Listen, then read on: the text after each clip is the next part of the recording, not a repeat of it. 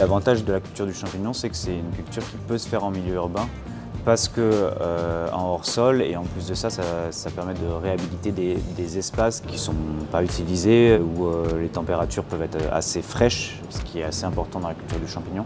L'autre intérêt de pouvoir cultiver des champignons en ville, c'est que c'est un produit qui se conserve quand même assez difficilement. Et là, on est au plus proche des consommateurs et donc les gens bénéficient de produits très très frais. C'est récolté et vendu le plus vite possible.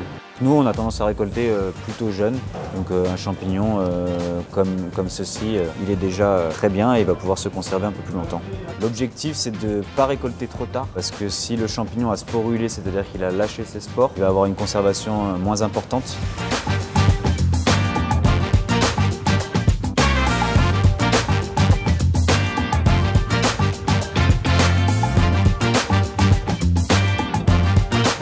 Aujourd'hui, on change un peu la recette, on fait des tests, donc c'est à base de sciure, de chêne et de son de blé. Des fois, on utilise de la paille de riz aussi de Camargue. Et l'idée, c'est d'avoir 60% d'humidité dans le mélange total. C'est le paramètre principal sur le développement du mycélium, donc la partie souterraine des champignons. Ce substrat, ça permet au mycélium de se développer, de coloniser. C'est un peu la nourriture de notre champignon, en fait. Dans la nature, dans la forêt, les champignons, ils dégradent de la matière organique.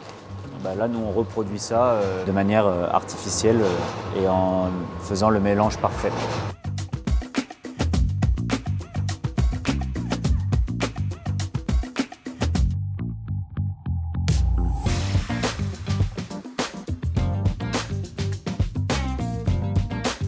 Une fois que le mycélium a bien tout colonisé, c'est là où on va stresser notre mycélium pour lui faire pousser son champignon. Donc là, par exemple, vous avez un début de pousse de hide nérisson. Donc on a fait des croix dans le sac et ça favorise la pousse de ce champignon.